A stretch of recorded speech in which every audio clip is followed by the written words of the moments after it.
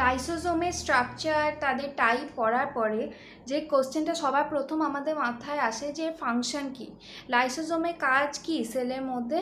Lysosome হচ্ছে সবচেয়ে প্রধান কাজ হলো degradation and removal of West, অর্থাৎ সেলের মধ্যে যে বা সেল যাকে এনগালফ করছে, যদি কোনো ফরেন পার্টিকেল হয় সেটা যদি আমাদের দেহের পক্ষে ক্ষতিকারক হয়, ধরো এটা সেল মেমব্রেন, এখানে একটা পার্টিকেলকে সেল ভেতরের মধ্যে ঢুকিয়ে নিয়েছে, কোনো ফরেন পার্টিকেল ভাইরাস বা ব্যাকটেরিয়া হতে পারে, তাকে ঢুকিয়ে নিয়ে প্রাইমারি লাইসোজোম তার সাথে অ্যাটাচ হয়ে গেছে, তারপরে সে ধারণ করেছে সেকেন্ডারি লাইসোজোম।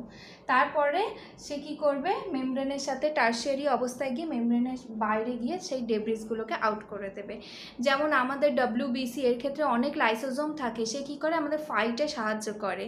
তাছাড়া কি হয়, সেলকে যখন নিজেকে ডিস্ট্রয় হতে হয় তখন লাইসোজোম নিজে ফেটে যায়, তার মধ্যে প্রোটিয়েজ নিউক্লিয়াস থাকে, তারা পুরো সেলকে ডিস্ট্রয় করে দেয়।